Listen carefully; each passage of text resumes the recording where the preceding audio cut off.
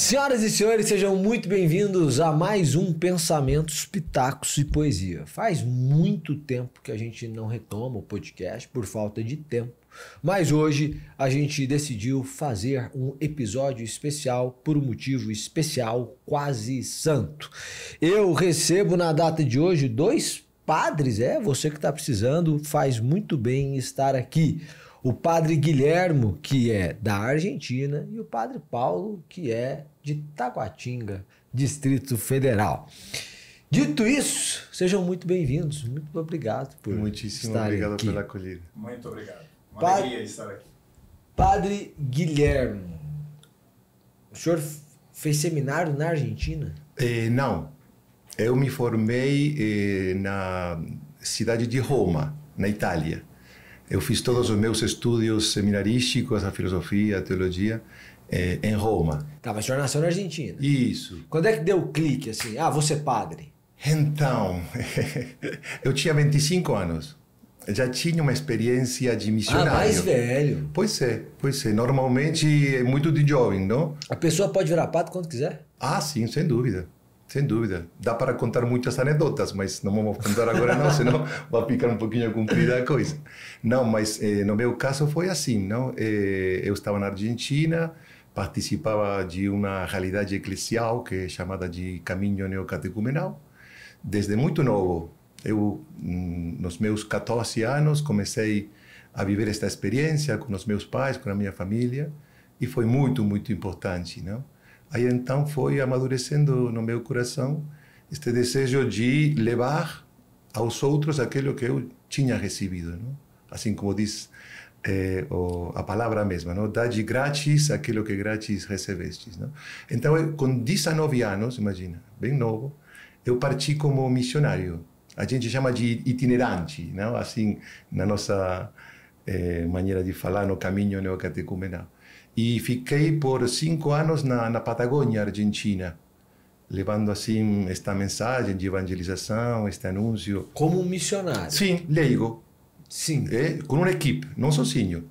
Mas fazendo o quê? Aí fazíamos catequeses, a gente chama. Então era mesmo, como falava antes, não? Dar aquilo que a gente tinha recebido, que é um anúncio do amor de Deus, não? Da vitória de Jesus Cristo sobre as nossas pobrezas, os nossos pecados, a possibilidade de uma vida nova, não? E isso depois abre um caminho, não? Aí, tudo bem. O senhor foi missionário. Isso. Aí, quando é missionário, pode virar padre, como pode não virar. Exatamente. Há quem leve a vida toda como missionário leigo sem virar padre. Exatamente. O que mudou para falar assim, não, eu quero ser padre? Eu penso, fundamentalmente, 2 coisas para mim foram muito determinantes. Primeiro, a figura do meu pároco. Eu, na Plata, que é a minha cidade, na paróquia salesiana, mesmo chamada São João Bosco, tinha um pároco que era um santo, era um homem santo. Eu fiquei sempre muito perto dele, muito próximo. Eu, assim, penso que a figura dele me marcou. No momento nem me dava conta, certamente, não? Só depois, refletindo, não? E a segunda coisa foi justamente nesta experiência, não? De missão, de evangelização, ver a necessidade que os homens têm, a igreja tem, não? De padres, não? Na Argentina a situação agora é muito pior, mas já naquele tempo, estamos falando de 1982, imagina. E já era bem difícil. E aí então eu senti assim, claramente da parte de Deus, esta chamada, não? De consagrar minha vida e levar não só o anúncio da palavra, que como bem falava você pode fazer tranquilamente como leigo, mas também de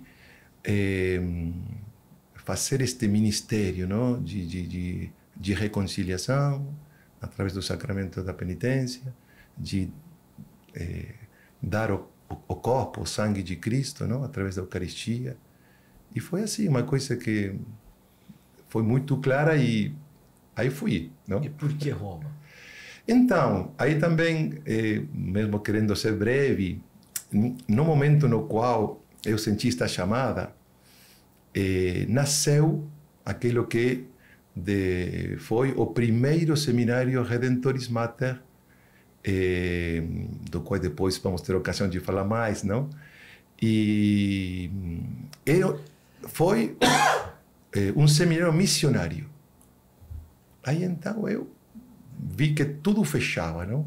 Porque essa vocação inicial, a missão, e essa segunda chamada tão clara a ser sacerdote, a ser presbítero, padre, se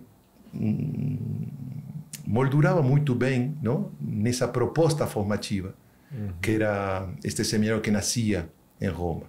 Um seminário, que depois vamos dizer melhor, mas para colocar, não? Muito assim, fundado na experiência do caminho neocatecumenal, não? Então também tinha uma continuidade, não? Com a minha experiência. Mas para ir para Roma precisava falar italiano? Ou... Nada, nem uma palavra. Embora eu sou italiano, porque meu pai nasceu na Itália. Então eu sou italiano assim, iure sanguinis, se fala, não, esta expressão jurídica. Mas não sabia uma palavra de italiano, não. Aí só foi chegar aí, aprender, estudar. Aí aprendeu assim. E morou quantos anos na Itália? Então, a formação, até que eu fui ordenado sacerdote, padre, foram 4 anos. Eu já tinha essa experiência missionária, tinha também feito alguns estudos. E depois já fiquei, porque eu me encardinei, é uma palavra que se usa para dizer essa ligação que existe entre os padres e uma diocese concreta, não? E um bispo concreto. Eu, no momento da minha ordenação, me encardinei em Roma. Então, eu sou parte do clero de Roma. A gente fala um pouquinho assim, como, sem falsa modéstia, não? Como dizendo, o meu bispo é o Papa. Porque é o bispo de Roma. Exatamente. Então, eu já fiquei aí um tempo nas paróquias. Depois fui, na minha primeira missão, foi sempre num seminário Redentoris Mater, como vice-reitor, em Macerata, que é uma cidade na margem oriental da Itália, e depois voltei para Roma. Em definitiva, até que saí para a missão, que foi em 2005, eu fiquei 12 anos morando entre Roma e outras localidades da Itália, nesse primeiro tempo da minha missão, não? E aí veio para o Brasil? Não, daí fui para o Peru. Aí fui reitor, depois tive uma breve experiência na ilha de Guam, sempre ligado também com a formação dos seminaristas. Primeiro falava como reitor, depois como padre espiritual. Depois voltei no Peru, mais 7 anos, fazendo parte de uma equipe também itinerante, missionária ali no Peru. E já foi aí no 2018 que me enviaram aqui para o Brasil, especificamente em Brasília, no Seminário Redentoris Mater de Brasília, e já completei 7 anos. E qual é a sua posição hoje no seminário? Então, eu estou um pouquinho à frente do nosso centro de estudos, não? É uma graça que Deus concedeu à Diocese de Brasília e particularmente ao Seminário Redentoris Mater, de poder abrir, não? Este centro de formação para os seminaristas. Eu cheguei só agora no finalzinho, porque depois a gente vai falar um pouquinho da história, claro, não? Mas eu estou como diretor acadêmico, se chama assim, como responsável, vamos dizer, do Centro de Estudos Redentoris Mater também. Padre Paulo, me diga a sua história, como é? Para poder começar, só quero fazer uma observação. Eu sempre gosto muito da modéstia dos argentinos. Mas eu senti o chamado de Deus. Eu era muito criança. Eu não entendia o chamado. Mas, para mim, algo era essencial. Ver a figura dos padres claretianos, ali no Santuário Nossa Senhora de Perpétuo Socorro, em Taguatinga Centro. Naquele momento eram todos estrangeiros. Eu venho de uma família grande, nós somos 11 irmãos. Uau. Eu sou o filho estragado, isto é, o filho mimado, sou caçula. Então eu tenho 4 irmãs casadas, 4 irmãos casados e somos 3 padres. Uau! Mas... uma família deu 3 padres? 3 padres, mas vendo o testemunho... Mas com 11, né? Ainda seus pais tiveram muitos netos. Pois é. Sim, são 42 netos e já bisnetos, já o número já passou de 20, já está quase com 30. Mas, vendo o testemunho daqueles padres, eu me colocava uma pergunta. Eles encontraram algo de precioso. Filho caçula, extremamente apegado à família, extremamente, vamos dizer, inseguro, extremamente... Mas eu vi aqueles homens que tinham deixado família, tinham deixado país, que eram felizes. E não somente felizes. Me recordo de nomes muito precisos. Um amor à Virgem Maria, um amor à igreja, um amor à evangelização. E aquilo mexia comigo. Porém, mexia, mas eu dizia, não é isso que eu quero. Então, interiormente, ainda era muito criança. Havia uma luta. Mas eu falava, não é isso, porque deixar família, deixar não é isso. Tá? E, vamos dizer, fui seguindo a minha vida com normalidade. Aos 13 anos, entrei em uma comunidade neocatecumenal. Na paróquia eu participava de diversas atividades, estive na catequese paroquial há muitos anos, também na coordenação da catequese. Enfim, estávamos ali envolvidos, tá, com toda a realidade paroquial. Aos 13 anos entrei em uma comunidade neocatecumenal e ali, podendo fazer esse itinerário de renovação das promessas batismais, aos poucos, a escuta da palavra, aos poucos, podendo estar convivendo com uma comunidade, foi me ajudando a poder ver aqueles que eram os meus egoísmos, aquela que era a minha vontade de viver para mim mesmo, sem entrar no projeto de Deus. Então, a partir dos 15 anos, eu comecei a fazer um acompanhamento vocacional. O que para mim foi essencial, isto é, ter começado tão cedo. Porque depois passei por alguns lugares, vamos assim dizer, que propostas muito diferentes foram feitas.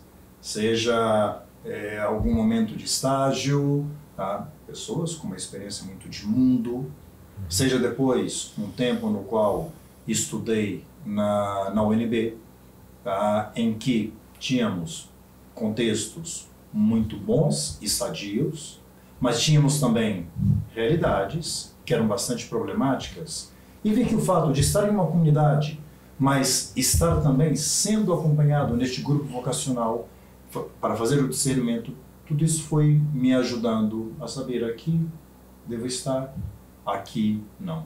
Uma coisa me inquietava. O quê? Eu olhava as congregações e falava, não encontro uma resposta ao chamado que Deus coloca no meu coração. Porque eu vejo que Deus me chama a ser missionário, apesar dos combates internos. Mas não via uma resposta em algum carisma concreto de congregações. Por outro lado, eu via os padres diocesanos e, de certa maneira, falava, estar toda a vida no mesmo local, na mesma diocese, como que não é isso, ou seja, algo não coincide, algo não bate, algo não está bem. No ano de 1988, eu escutei falar de um seminário que tinha nascido em Roma, que era um seminário diocesano, um seminário missionário. E para mim foi uma resposta como que perfeita, exatamente do chamado que eu já tinha sentido anos atrás, tá? E que via que Deus me dava a resposta. Ali ele respondia o chamado que ele tinha feito. Segui a minha formação, então iniciei, na época entrei na UNB, fazia letras, já estava bem adiantado no curso, e naquele momento nasceu o seminário Redemptoris Mater de Brasília. Foi bastante interessante, porque é um seminário que nasceu, me deu o direito de falar um pouquinho da história também, Por favor. mas que nasceu diretamente da vontade, de um desejo de São João Paulo II. O cardeal Falcão estava em Roma em 1990 para visitar de Límina. E naquele momento, o secretário do Papa questionou ao cardeal Falcão, o Santo Padre quer saber se em sua diocese você tem um seminário Redentoris Mater. O Falcão imediatamente se deu conta que era um desejo do Papa de que em Brasília tivesse um seminário Redentoris Mater. Então, estando naqueles dias em Roma, foi conhecer o seminário de Roma. Conheceu, teve toda a explicação daquele que era o espírito do seminário.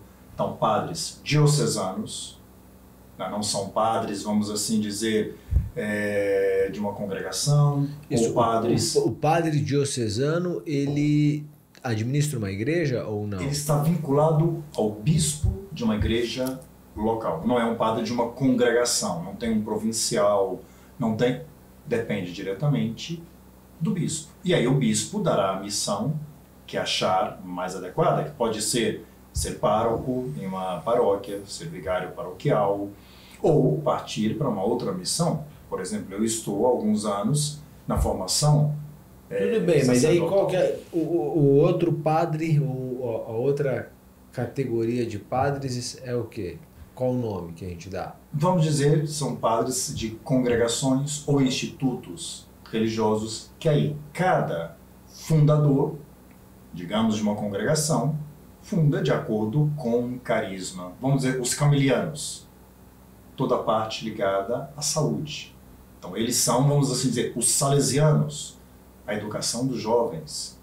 Tá? Então, são diversas respostas que Deus foi dando ao longo da história para necessidades especiais, tá? Suscitando santos que pudessem fundar congregações, enquanto o padre diocesano, em um primeiro momento, estaria vinculado à área de uma diocese e todo o seu ministério faria naquela área. Tá? Mas essa novidade, digamos, de um padre diocesano missionário, parece uma grande novidade, mas é interessante que o Concílio Vaticano II, já na Presbyterorum Ordinis, já falava da importância de se ter seminários que pudessem ser seminários internacionais. De fato, o Redentoris Mater é um seminário internacional. Nós temos rapazes de vários países. Perfeito. Além disso, que pudessem estar abertos à missão em todo o mundo. Pudessem estar abertos à missão em todo o mundo. Então, quando nasceu o seminário de Brasília, eu estava quase concluindo o meu curso na UNB. Porém, eu via que Deus me chamava a arriscar. Isto é, não ter uma carta guardada debaixo da manga. Primeiro termino meu curso, depois entro no seminário, e aí vamos ver. Não. Via que Deus me chamava a arriscar. Tá? Colocar, vamos dizer, todas as cartas em cima da mesa e que Deus pudesse manifestar a vontade dele. Com isso, eu entrei no primeiro grupo do seminário, quando foi fundado o seminário em dezembro de 1990.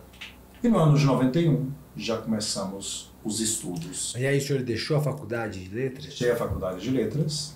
Entrou no seminário em 90 em Brasília. Em Brasília. Então, assim que fundou o seminário, primeira turma é a sua? Primeira turma é a minha. Primeira turma é a minha. É claro, como eu já tinha não somente toda essa parte de letras, o curso já quase concluído, e depois algum outro estudo externo, então, de certa maneira, sobretudo a parte da filosofia, eu adiantei um pouco em relação àqueles que estavam começando, vamos dizer assim, do zero. Então eu adiantei um pouquinho, fiz o curso em um tempo menor, o curso da filosofia, depois a teologia no tempo normal. Naquele momento, nós estudávamos todos no seminário Nossa Senhora de Fátima.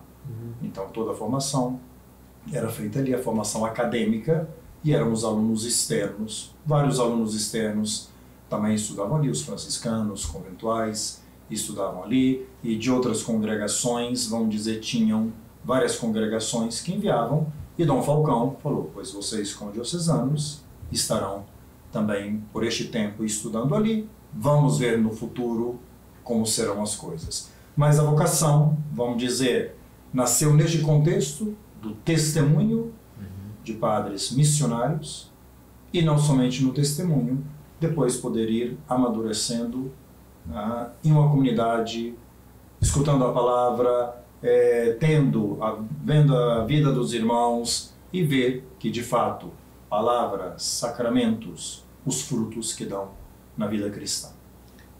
Padre Guilherme, pelo que eu entendi, o Redemptoris Mater é um seminário. Isso.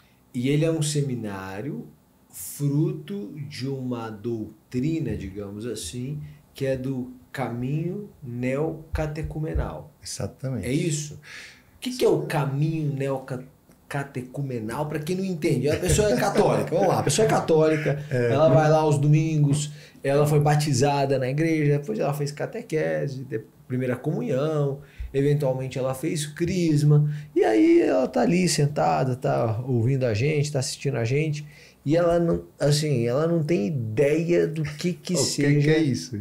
caminho neocatecumenal, o que é? Pois é, então, o caminho neocatecumenal é uma das tantas realidades que surgiram como fruto do Concílio Vaticano II, não? O Concílio Vaticano II significou na vida da igreja um momento muito importante, muito determinante, no qual o Espírito Santo convidou muito fortemente, através da convocação do Papa João XXIII primeiro, depois do acompanhamento, não, do Papa Paulo VI, a revisar, repensar, não?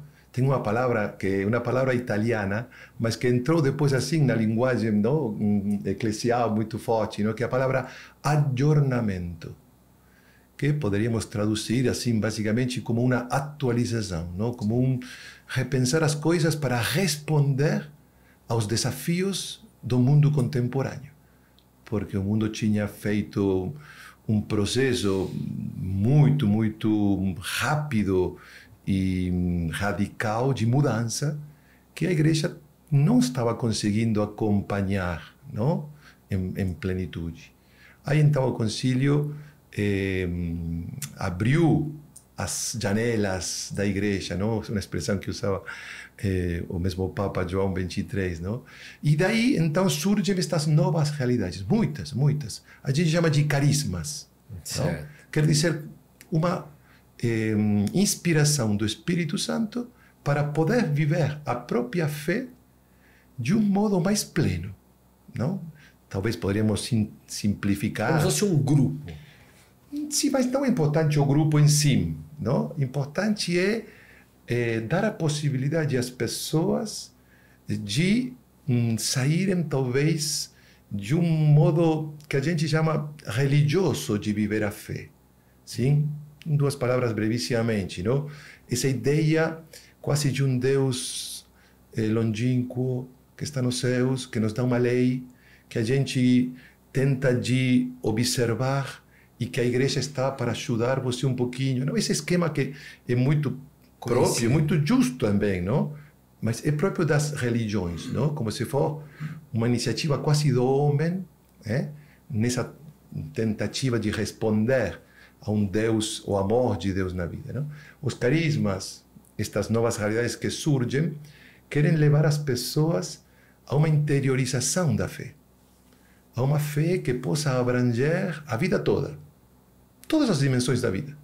Não é que eu sou cristão quando vou domingo na missa, não é que eu sou cristão quando sinto de poder fazer um ato de caridade, não porque um pobre me pede, sabe? Essa talvez visão de um cristianismo mais pleno. Exatamente, contrário àquela redução que pode se fazer, não? Então, uma vida cristã mais intensa. E o caminho neocatecumenal, particularmente, o que foi inspirado por Deus, é que ele é uma iniciação cristã. O que quer dizer? Quer dizer que todos recebemos o batismo de criancinhas, normalmente. Tem alguém já também que foi batizado de maior, mas normalmente recebemos o batismo quando somos crianças. E a igreja nos diz, eu dou o batismo, dou a fé, porque não, o batismo nos dá a fé, e a fé nos dá a vida eterna. Então eu dou a fé, mas na certeza que depois essa fé vai ser desenvolvida, vai ser amadurecida. Então, isso é o que se chama a iniciação cristã. Então, o caminho neocatecumenal, através, sim, como você muito bem falava, não? Destes pequenos grupos, não? Que a gente chama de comunidades, onde, já o Padre Paulo fazia menção antes, não? É uma modalidade de vida cristã muito simples. Escutar a palavra de Deus, viver a Eucaristia e compartilhar com os irmãos essas experiências da ação de Deus na própria vida, não? Então, aquele que a gente chama do tripé, não? São como 3 patas assim, onde poja a vida cristã. Aí, então, é a palavra, a liturgia e a comunidade, não? Então, com as etapas, tem toda uma série, não, de momentos assim que vão marcando esse itinerário, essa iniciação cristã, esse caminho de fé, não? Até a renovação das promessas batismais. O caminho neocatecumenal tem essa característica de busca da palavra, de estudo da Bíblia, né? É muito forte isso. Eu gostaria de fazer uma referência também ao Concílio Vaticano II, naquilo que é Sacrosanto Concilium, quando faz a advertência, é necessário restaurar o catecumenato. Na igreja primitiva, o que era o catecumenato?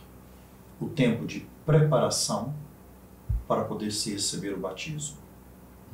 Então, existia... Na igreja primitiva, primeiro as pessoas eram evangelizadas para depois batizadas. Exatamente. E a gente inverteu isso. Chega um momento no qual temos toda uma mudança, tá? E tivemos, por tantos séculos, vamos assim dizer, uma sociedade, tivemos toda uma realidade que favorecia a vivência da fé.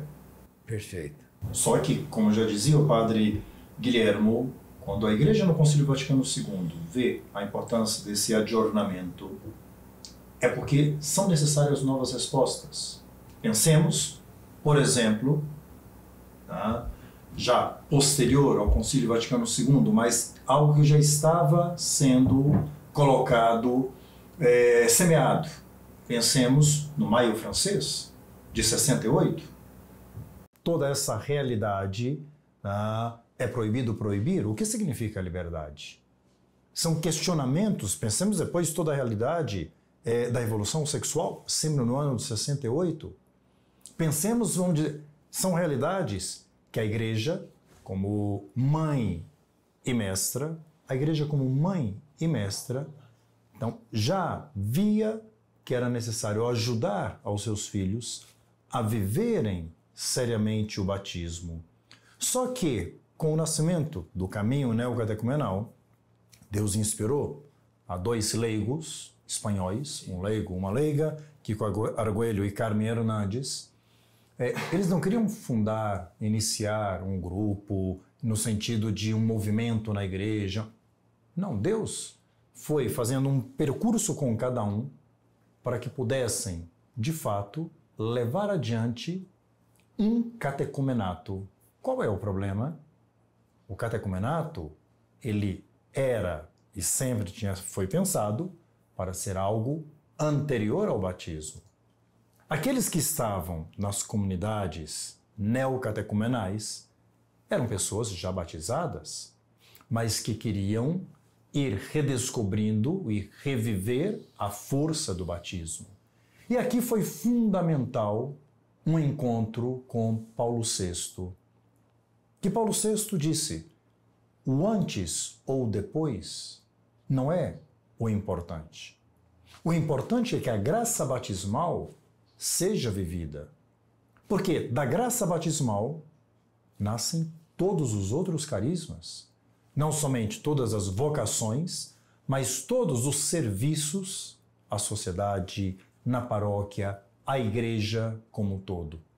Então, sem dúvida nenhuma, em um modo pedagógico, é necessário, aquele que está iniciando, por exemplo, o caminho neocatecumenal, é necessário um tempo, seja de escuta, de amadurecimento, naquilo que a Igreja já tinha feito, fruto do Concílio Vaticano II, que já prevê o rito de iniciação cristã dos adultos. E por isso essas etapas que dizia o Padre Guilhermo estão exatamente baseadas naquilo que a Igreja tem colocado neste rito. Neste rito. Depois de um tempo no caminho, estes irmãos já foram aos poucos sendo amadurecidos na fé, já estarão inseridos em diversos serviços, diversas pastorais na própria paróquia. Mas é necessário um tempo para que possam ir também amadurecendo. Cada vez mais, nós sabemos que as feridas que as pessoas trazem em suas vidas são feridas muito sérias, são feridas muito graves, de destruição das famílias, de cada vez mais, infelizmente, de pais separados ou que não se casaram, ou tantas outras situações que geram um escândalo e que trazem um sofrimento. Mas a palavra tem o poder de recriar, de fazer novas todas as coisas. E como já dizíamos, palavra, Concílio Vaticano II, Dei Verbum, sacramentos, Sacrosanto Concilium, e depois a comunidade, Lumen Gentium, a igreja que é a luz das nações. Então, como uma resposta. Mas a igreja não falha na catequese? Porque assim, eu tenho muitos amigos católicos e a gente conversa. E o que eu percebo é muitas vezes um desconhecimento da palavra. Você fala coisas básicas assim, ou histórias básicas, e aí, nunca ouvi falar não. Não, em Moisés nunca ouvi falar. Assim, coisas básicas assim, que... e o que acontece? Vamos tratar do... eu entendi, o caminho é um movimento, digamos assim, de atendimento a um chamado da igreja, de catequizar também, de viver a palavra, de conhecer e viver a palavra, especialmente em comunidade. Mas para o católico comum, porque você tem o católico de IBGE, você tem o católico que se acha praticante e você tem o católico efetivamente praticante. O que é o de IBGE, ele não vai à igreja. O que se acha praticante vai aos domingos. Então ele diz, não, todo domingo eu vou à igreja. E o que é efetivamente praticante é o que está ali, está buscando, está procurando. Para aquele que se acha praticante, que é o sujeito que vai aos domingos, então para ele é um católico praticante, todo o contato dele se restringe à missa e àquela evangelização de domingo. Como é que a igreja pensa, o caminho pensa? Porque do caminho nasce o Redemptoris Mater, que é um seminário, mas é um seminário, pelo que eu entendi aqui, que atende principalmente quem quer ser padre, né? Como é que a igreja pensa nessa necessidade do Dei Verbum, né, da palavra de Deus, se expandir para que todos os católicos passem a ter um conhecimento mais profundo da igreja, da palavra? É impressionante como você mesmo tocou no ponto neurálgico, no ponto central daquilo que também é a contribuição que Deus pensou através do caminho neocatecumenal para toda a igreja, que é justamente a centralidade da palavra.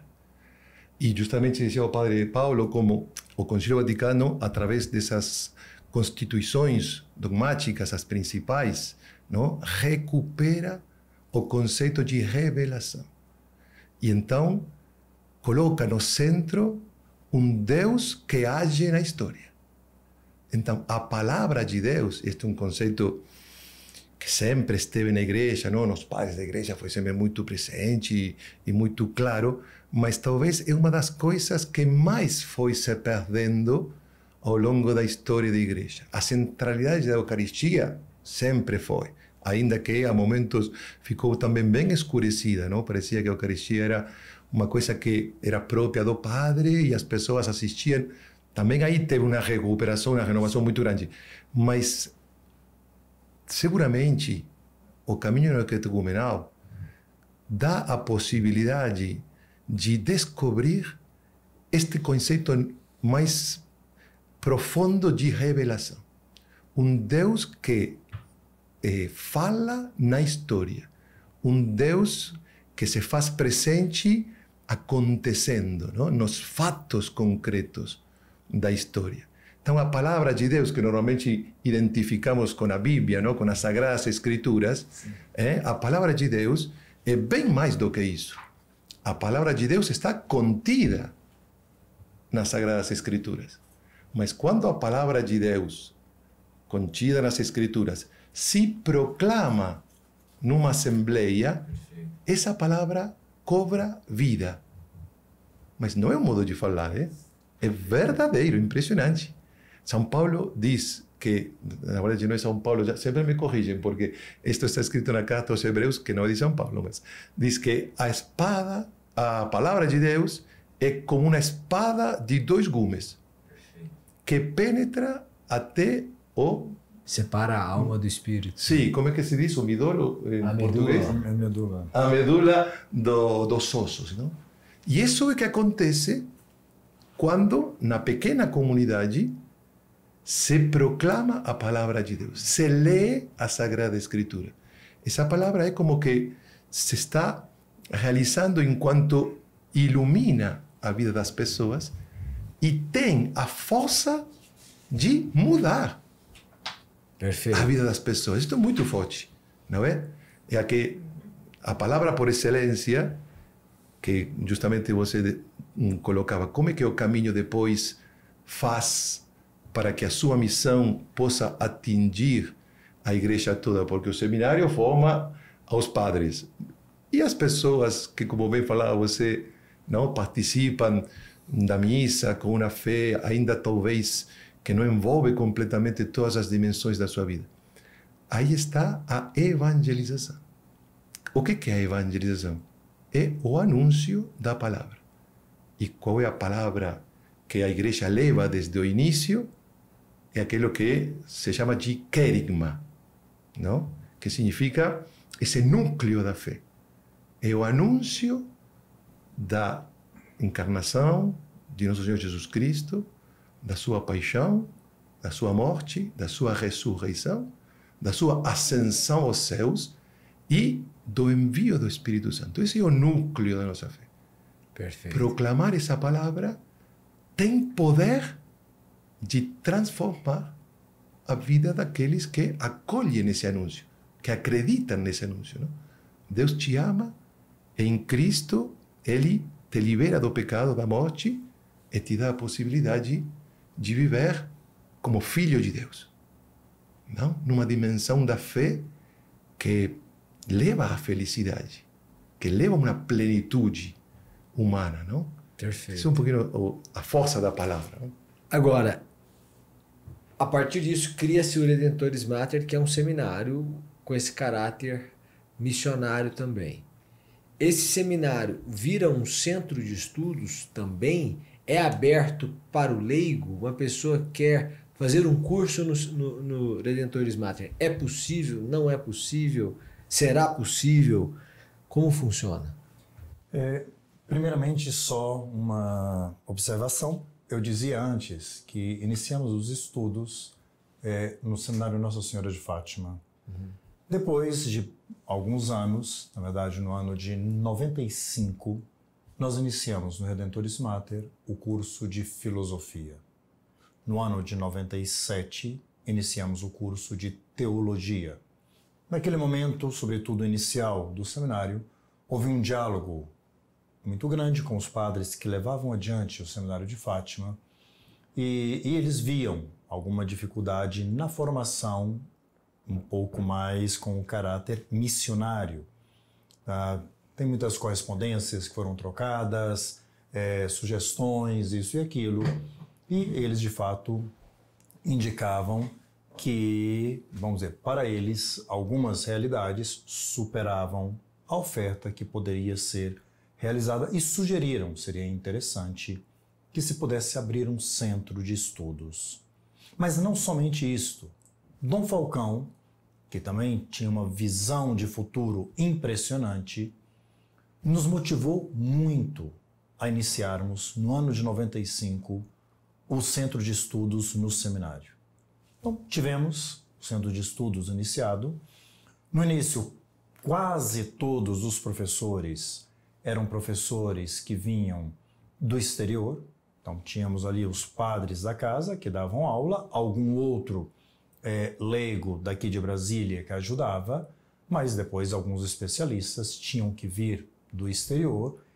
Experimentamos uma riqueza impressionante. Padres que vinham oferecendo seus períodos de férias em universidades da Europa ou em outras universidades aqui das Américas, seja Estados Unidos, América Central, América do Sul, que vinham. Tivemos experiências muito bonitas, daqueles que estiveram conosco.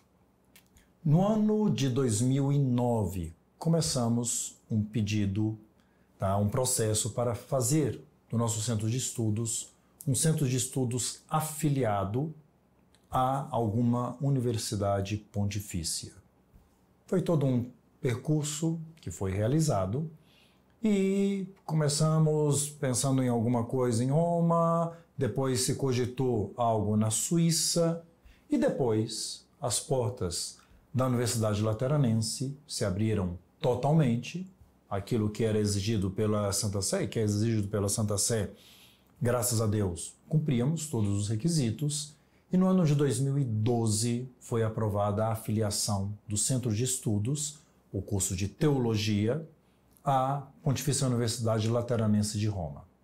No primeiro modo de afiliação, a afiliação era unicamente para a formação sacerdotal.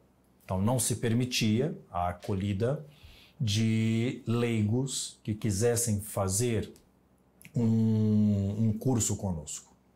Porém, no ano de 2020, veio uma mudança e um novo documento da Santa Sé para que os institutos afiliados não somente tivessem uma exigência maior enquanto corpo docente, então enquanto os professores, um número maior de títulos, um número maior, mas que também todos deveriam estar abertos para o estudo de leigos. Então, nós fizemos todas as adequações, aí já todo esse processo já foi feito com Dom Paulo, conosco aqui em Brasília, e como foram tantas as mudanças, não era somente uma renovação de afiliação, que era feita a cada 5 anos, mas era uma nova afiliação, tendo em conta todo o histórico que já tínhamos, e graças a Deus nos concederam a nova afiliação, já com a possibilidade de acolher, e não somente a possibilidade, mas de acordo com as indicações da Santa Sé, o centro de estudos, ele deve ser aberto a leigos que queiram também, não somente formação sacerdotal, mas leigos ou religiosos, religiosas, que queiram estudar no nosso centro de estudos. Hoje já está aberto. Nós estamos a partir deste ano. Sim. Eu gostava muito de salientar, no contexto do que falava o Padre Paulo, a graça particular que tem o Seminário Redentores Mater de Brasília, a Diócese de Brasília, sem dúvida, porque, como bem falava o Samer, não é que todo seminário tem necessariamente um centro de estudos. Aliás, normalmente os seminários Redentores Mater, que aproveitando para dizer, estão em muitíssimas nações de todo o mundo, não? Agora eu me perco um pouquinho com os números, Paulo seguramente sabe melhor, não? Como é que 122 seminários espalhados por todo o mundo. Nas dioceses também mais importantes de todo o mundo. Mas esses seminários Redentores Mater, normalmente, eles estudam nas faculdades teológicas que têm à disposição. Só que nem todas as dioceses onde está um Redentores Mater, um seminário Redentores Mater, tem um centro de estudos ou uma faculdade que possa oferecer, não, esta possibilidade de formação acadêmica. Sim? Aqui em Brasília, muito bem explicou o Paulo qual que foi o processo, não? E o centro de estudos é como dizer assim, quase uma coisa exclusiva em todo o mundo. Um centro de estudos afiliado diretamente a uma universidade romana, com o prestígio que isso significa. Sim. Então, é sinceramente um elemento que, como dizer, Deus tem pensado, não, de providenciar em Brasília, e nós pensamos também com uma missão de formação, sem dúvida, para os candidatos ao sacerdócio, não?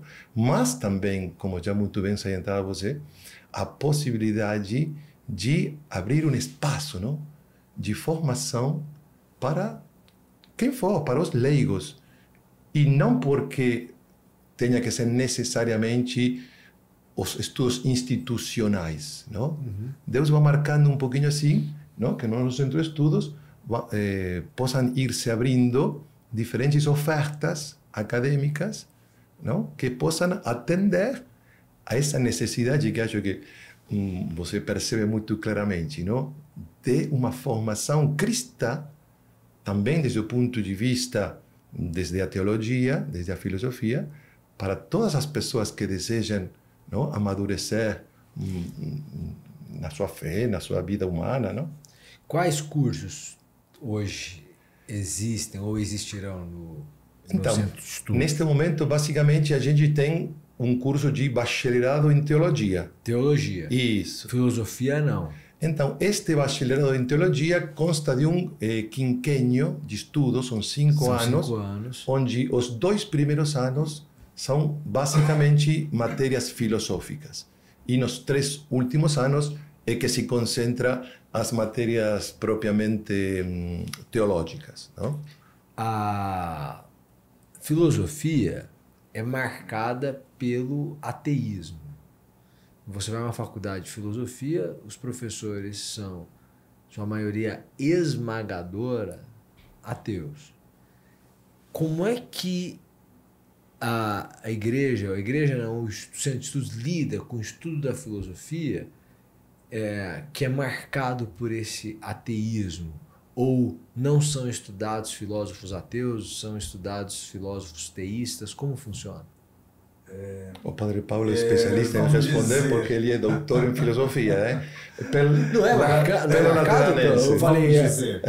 Qual é o problema que nós temos no Brasil? Não vamos dizer unicamente no Brasil, mas vamos falar inicialmente no Brasil. Nós tivemos um tempo muito grande em que obras filosóficas espetaculares, maravilhosas, de filósofos de fé, filósofos que encantaram a todo mundo, essas obras não eram traduzidas em língua portuguesa.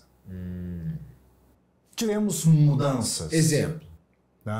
Pois, vamos dizer, nós ainda temos pouca coisa de Maritain traduzida para a língua portuguesa. Tá. Nós estamos tendo, aos poucos, obras de Edith Stein sendo traduzidas para o português. Não temos quase nada de Karol Wojtyła, João Paulo II, mas do seu período filosófico, traduzido para o português. Agora, se vamos pegar todos aqueles filósofos exatamente ateus, temos todo esse material traduzido.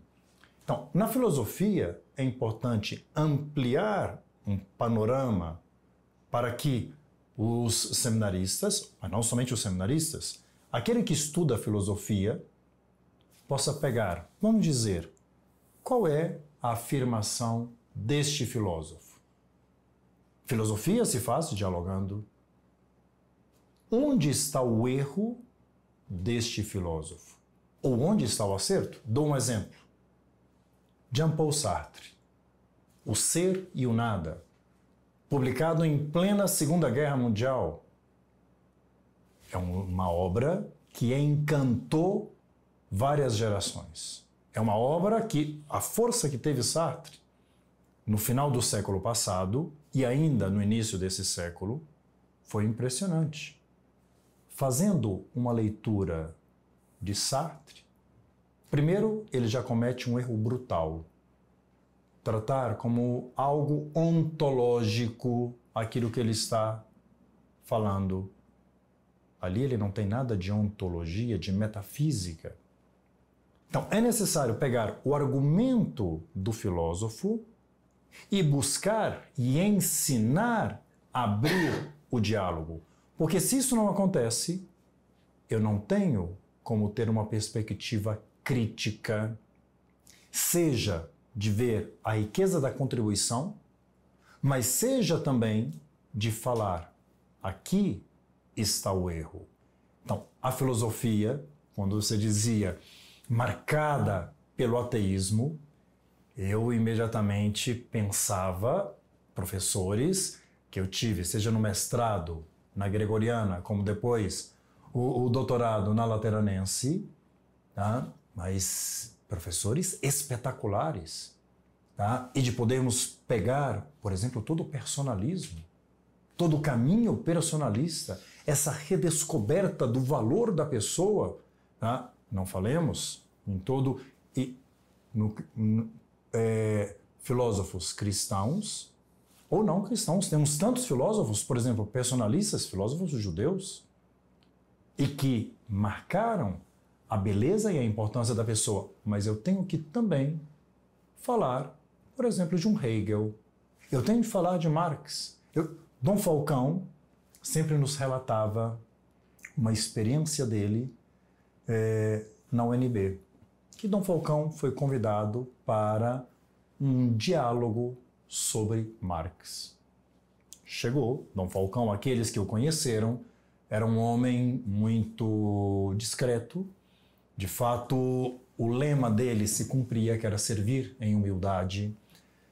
Dom Falcão, no tempo dele de seminário, ele leu obras completas de Marx. Ele conhecia detalhadamente. E, de fato, em um primeiro momento, sendo tratado com respeito, a pessoa que deveria estar neste diálogo com ele fez afirmações como que com desprezo sobre a igreja, fazendo citações de Marx. Dom Falcão, quando foi dada a palavra a ele disse, quero começar fazendo uma observação. Tal citação que foi feita não está na obra de Marx que foi indicada.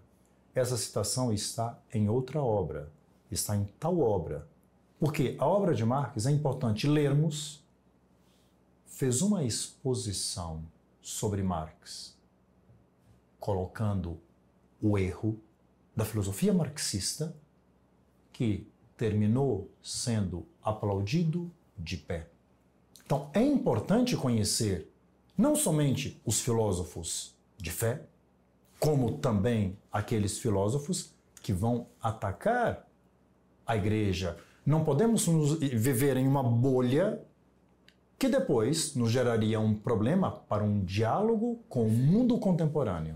Por isso, no contexto desta oferta acadêmica, como você perguntava anteriormente, a gente também pretende agora poder oferecer, não, alguns cursos nas tardes de extensão, sim, ou cursos monográficos. Então, mesmo porque é necessário recuperar, não, também toda a riqueza do pensamento contemporâneo de tantos autores, e justamente nesse diálogo, não, que falava o Padre Paulo, poder salientar a verdade da fé, não, como a resposta última e definitiva a todas as questões. Sim? Então, nesse sentido, estamos tentando de aprimorar, seja cursos online, seja depois também alguma proposta de formação presencial. Sim? Então, é um pouquinho do desafio que nos espera neste início de ano. E tendo em conta toda a riqueza da igreja, na sua tradição filosófica, então, como não ter em conta, por exemplo, toda a filosofia, tudo aquilo foi desenvolvido por Agostinho? Não falemos de toda a escolástica, Tomás de Aquino? Então, sem dúvida nenhuma, tendo em conta toda a riqueza da igreja, ao longo dos séculos... 2 anos são pouco. Vamos dizer. Então, é muito trabalho para os professores de filosofia, sem dúvida.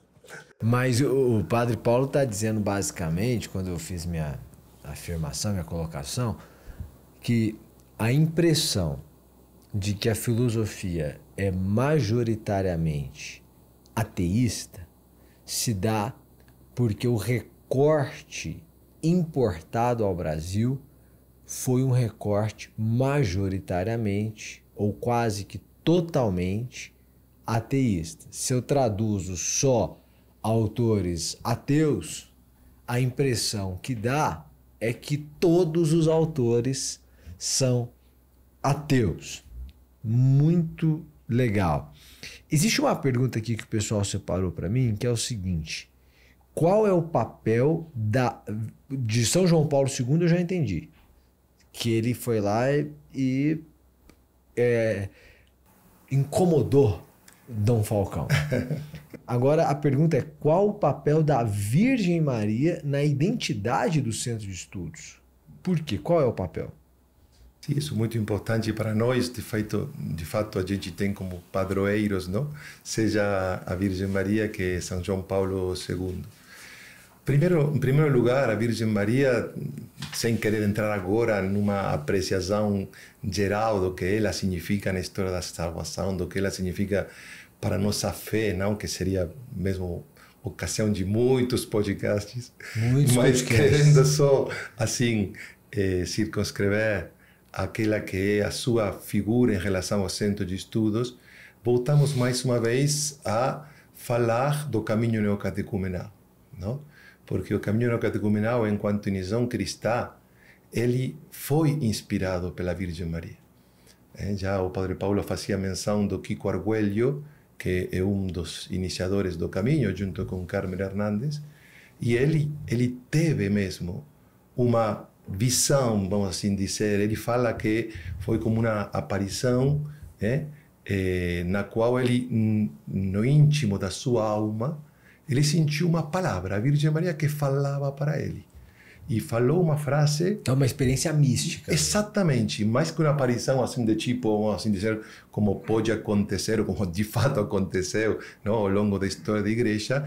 Exatamente, mais próprio dizer isso, não? Uma experiência profunda na alma dele, não? Onde ele escutou a Virgem falar: é necessário fazer comunidades que vivam em humildade, simplicidade e louvor. E depois a Virgem completou com uma frase que é assim, uma bomba, vamos assim dizer, onde o outro é Cristo. Então, essa frase que Kiko recebeu assim com uma revelação interior, ficou no seu coração. No momento ele não entendeu. Não ficava refletindo e querendo entender o que... Passaram vários anos e depois foi aquele encontro com Carmen Hernández, o Kiko que foi nas favelas de Madrid, seguindo também uma inspiração de Deus, de estar com os pobres, de viver com os pobres, sem pretensão de fazer ação social ou de fazer quem sabe que tipo de obra, não, em favor dos pobres, senão seguindo uma frase do Papa João XXIII, não? Cristo está nos pobres. E aí, então, nesse contexto, ele começou a ver o que já falamos antes, não? A força transformadora da palavra de Deus. Ele, sem querer, começou a falar de Cristo a essas pessoas muito, assim, segregadas da sociedade, não? E viu como essa palavra ia mudando as atitudes de vida das pessoas. Aí viu nascer essa pequena comunidade e viu se cumprir a palavra da Virgem. Esse foi o início, não, do caminho neocatecumenal.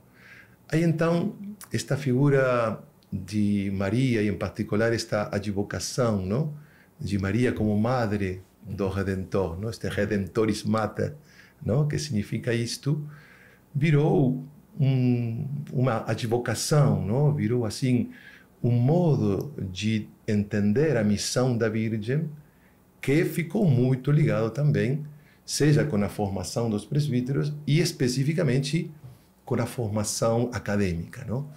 Essa figura de Maria como mãe de Jesus, não? Aquela que nos diz, é aquela frase famosa do episódio das bodas de Caná, não? Fazei tudo o que ele vos disser. E então aí está essa figura de Maria, não? Como mãe do Redentor, como mãe nossa e como mãe e mestre também, não? Porque ela diz o que temos que fazer.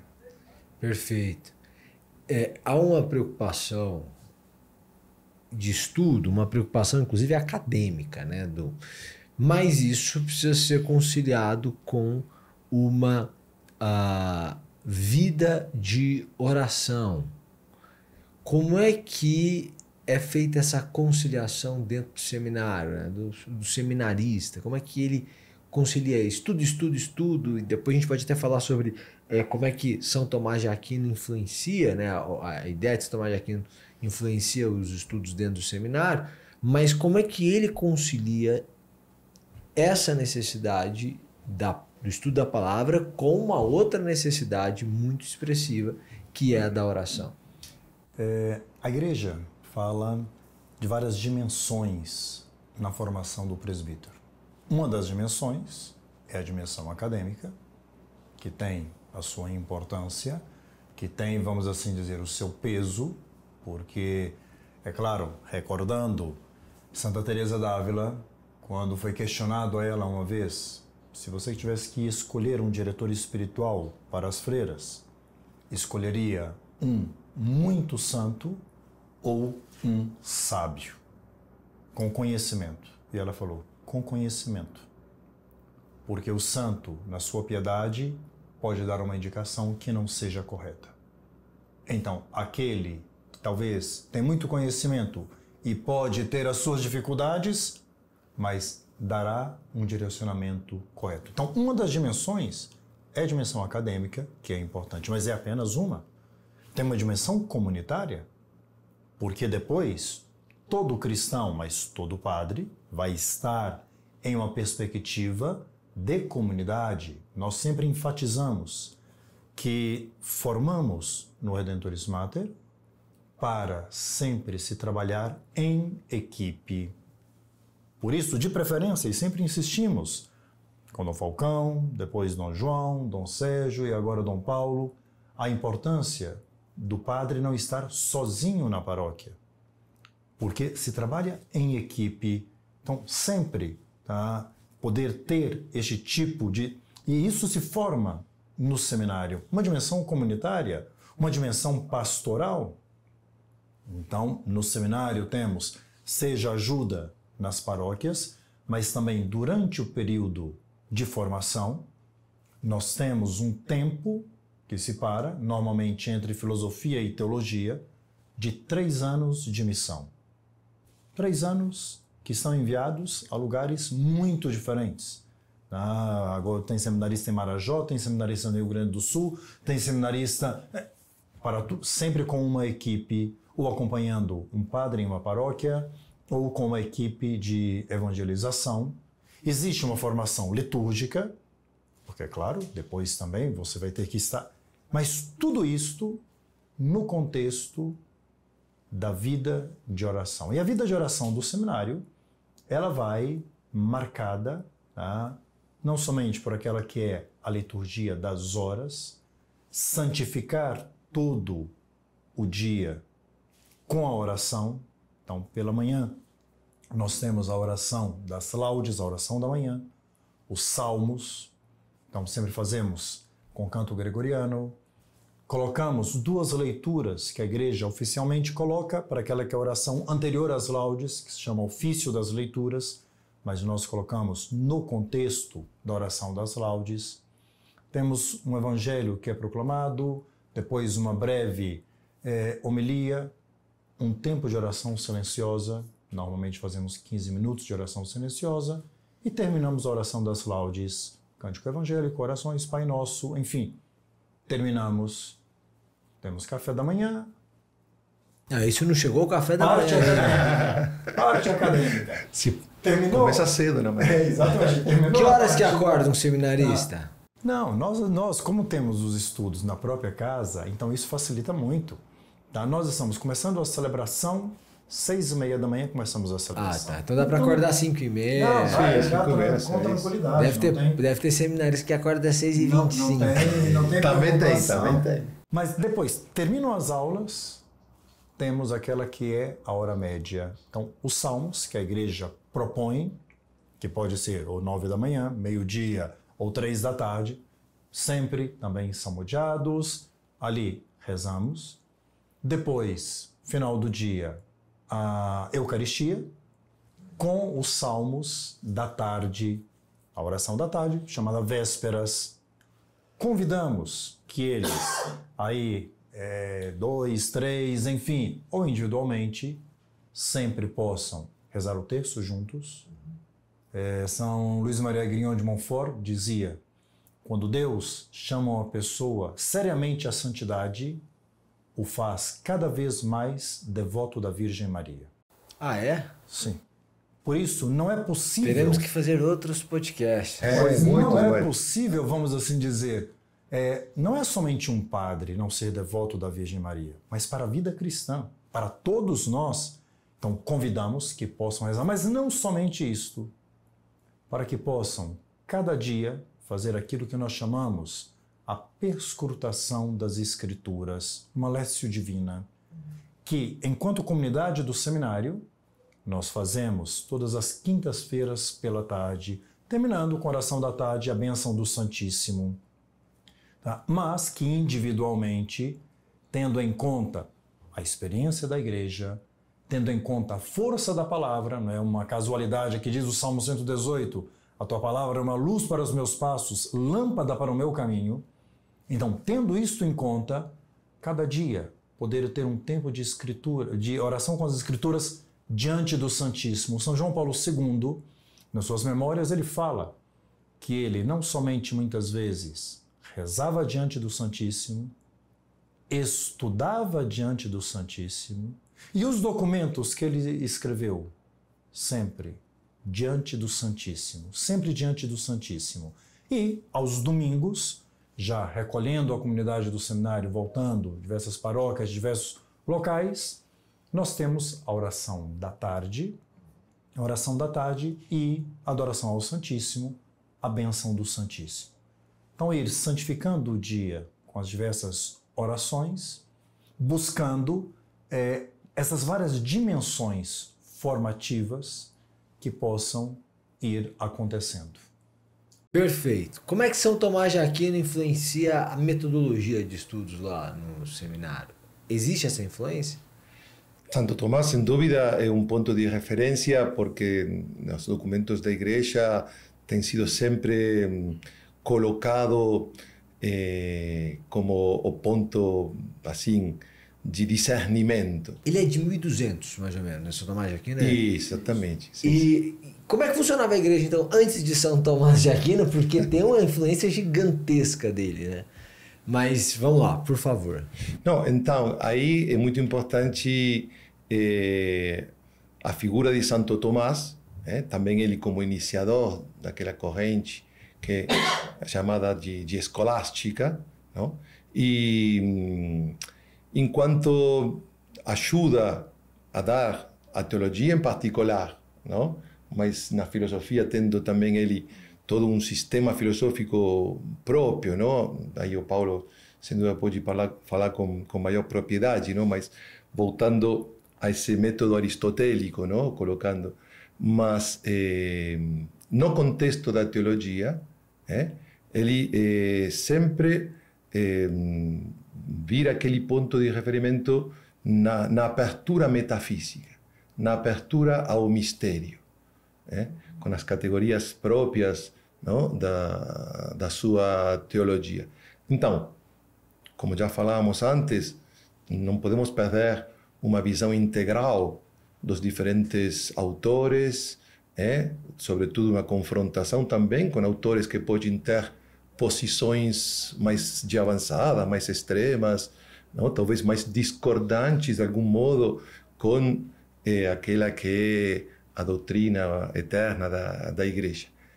Aí então, se nos aproximarmos às diferentes visões, às diferentes contribuições que podem vir de tantos autores, haja em Santo Tommaso o ponto de referência, não? Aí o eixo que de algum modo encaminha as diferentes reflexões na direção certa, na direção justa. Sim?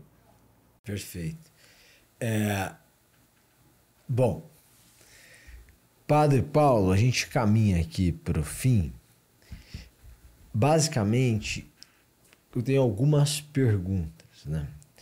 Os senhores falaram que pretendem, que o seminário pretende abrir cursos para leigos, para... Quais são as suas expectativas para a abertura desses estudos para leigos no que diz respeito à formação mesmo das pessoas? Quais são suas expectativas? Quais são os primeiros cursos? Qual é a primeira ideia? Quando é que deve começar? E com quem deve falar? Enfim, vamos lá. Muito bem. Primeiramente, como eu já dizia, já é uma indicação que foi dada pela igreja para todos os institutos afiliados. Então, a igreja falou, é necessário abrir essa possibilidade para todos que queiram fazer estudos. Então, inicialmente, depois o Padre Guilherme também especificará mais, mas neste momento já temos a possibilidade da filosofia e da teologia, sabendo que a Universidade Lateranense ela reconhece o quinquênio. Então, caso alguém tenha um curso de filosofia já feito, se pode apresentar à Universidade Lateranense para ver o reconhecimento e aí fazer os anos de teologia para ter o curso de bacharelado. Ele recebe o diploma. Diploma de todos aqueles que estudam em Roma. É exatamente igual. E aí é uma graduação reconhecida na Itália. Na Itália, isto. Inclusive, alguns dos exames finais vieram delegados da Universidade Lateranense. No ano passado esteve conosco o decano de teologia da Universidade Lateranense, presidindo a bancada do exame de bacharelado. O Monsenhor Ângelo Lameri esteve aqui conosco. Então, neste primeiro momento, são os cursos que estaremos oferecendo. De graduação. De graduação, neste reconhecimento, tá? Segundo o convênio de Bolonha. Então, é um curso que é reconhecido segundo aquilo que foi o Acordo de Bolonha feito. Tá? É algo que nós sabemos que a CNBB está fazendo um trabalho, porque segundo o Acordo Brasil-Santa Sé, poderiam ser abertas portas para um reconhecimento mais direto dos cursos feitos nas universidades pontifícias, e a CNBB tem uma comissão que foi criada e que está trabalhando em um diálogo também com o MEC. Mas nós sabemos que este é um diálogo que vai com passos, tentando dar passos firmes, seguros, que depois não fiquem margens para dúvidas. Então, mas há uma comissão da CNBB fazendo este trabalho. Então, talvez aquilo que hoje é um curso reconhecido unicamente pelo Acordo de Bolonha, talvez daqui a um tempo poderá ser reconhecido também pelo Ministério da Educação. Tá? Mas existem perspectivas, como dizia o Padre Guilherme, de cursos de extensão. E aí agora eu passo... É perigoso passar a bola para um argentino. Tá? Mas, enfim, vamos dar a confiança.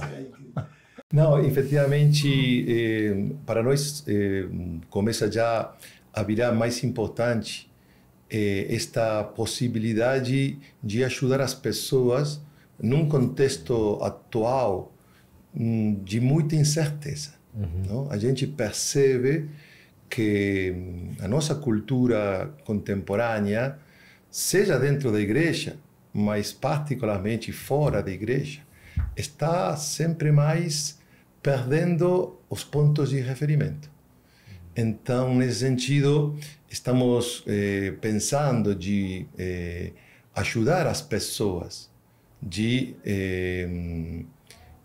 receberem esses critérios, não, que já em algum momento falávamos, não, critérios de discernimento.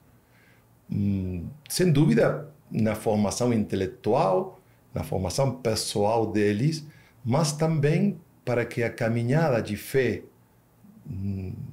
das pessoas não fique exposta assim a situações de incertezas, de dúvidas, de como se diz? Sim, quando se duvida, não? Sim. Né? De dúvidas, não? Então, concretamente, contando com os professores que temos, a gente pretende manter um eixo que é o Concílio Vaticano II. Ok. Para nós é muito importante recuperar a centralidade daquilo que tem sido o renovamento através do Concílio Vaticano II. Alguns hoje pensam que o Concílio Vaticano II tem sido superado.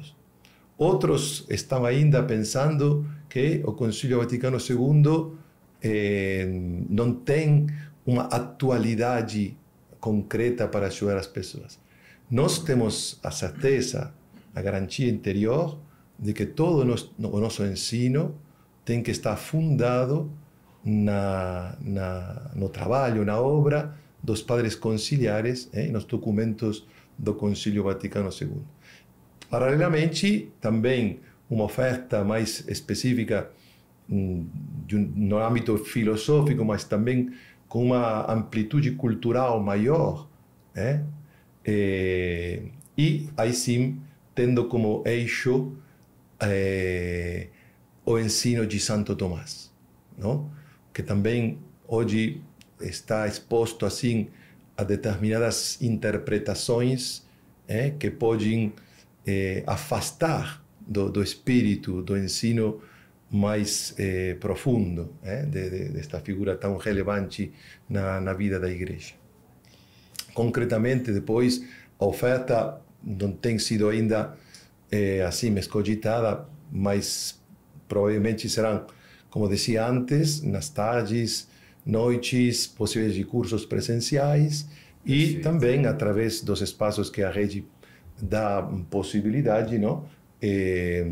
Cursos e aulas online. Isso. Gostaria também de fazer uma observação que neste momento, também em Brasília, Dom Paulo ele tem motivado muito. Nosso cardeal, sabemos que ele teve uma experiência de muitos anos, uma experiência acadêmica. Então ele tem motivado muito, seja a formação para os leigos, como também, cada vez, um aprofundar mais nas diversas especializações. Então, padres que possam fazer doutorado e para podermos termos especialistas que, de fato, correspondam à necessidade e aquela que é a realidade de Brasília, a missão de Brasília como capital. Muito obrigado mesmo. Quem deseja conhecer mais sobre o Centro de Estudos, a sua missão, como é que entra em contato? Como é que participa? Então, aí o ponto de referência é o nosso site, ainda que está um pouquinho em construção. Mas qual é o site? O site, então, é a sigla do nosso Centro de Estudos, não? Que a gente pronuncia deste jeito, não? Que é o CERM. CERM. C-E-R-M. Isso. Depois, estamos agora também querendo ter uma presença no Instagram e também em diferentes redes sociais, sim? Mas o modo, assim, mais direito de poder acessar as informações é justamente através deste nosso nome. Mas é cerm. Isso. Perfeito. Padre Guilhermo e Padre Paulo, muitíssimo obrigado pela presença dos senhores. Foi muito esclarecedor. Quem tem interesse, quem quer buscar a palavra, quem quer entender mais sobre esse ministério, sobre o seminário, vai atrás e vai crescer. Isso. Também a gente agradece muitíssimo, Samer, esta possibilidade, não? Esta disponibilidade do senhor. Eu que agradeço. Para nos acolhermos e dar esta, assim, sobretudo, não tanto querer informar as pessoas da nossa realidade, quanto chamar elas a experimentar, não? É como dizia a palavra vingi e vegi, não? Que aí então se abre toda uma experiência concreta que temos certeza que pode ser muito frutuosa, não? Para as pessoas que tenham este desejo no coração. Agradeço também a possibilidade de estar aqui e também como não fazer uma menção àquela que é a beleza da Igreja de Brasília enquanto uma igreja missionária. E também, graças ao Seminário Arquidiocesano, que é um seminário da nossa arquidiocese, o Seminário Arquidiocesano Missionário, hoje nós já temos padres missionários, aproximadamente quase 80 padres, que estão espalhados por todo o mundo. Vários estão no exterior, muitos, mas por todo o Brasil. O que mostra também a beleza da fé, o que mostra a beleza do encontro com Jesus Cristo. Tá? Lá atrás se falava um pouquinho de como levar adiante a catequese.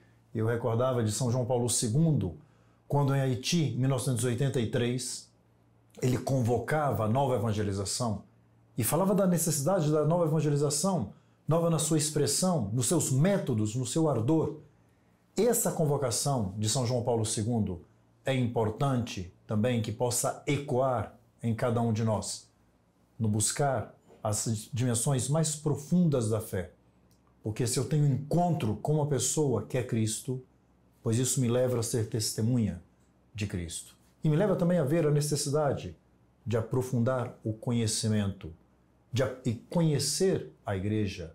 Eu amo aquilo que conheço. Quantas vezes escutamos tantas coisas totalmente errôneas sobre a história da igreja, tantas acusações totalmente absurdas.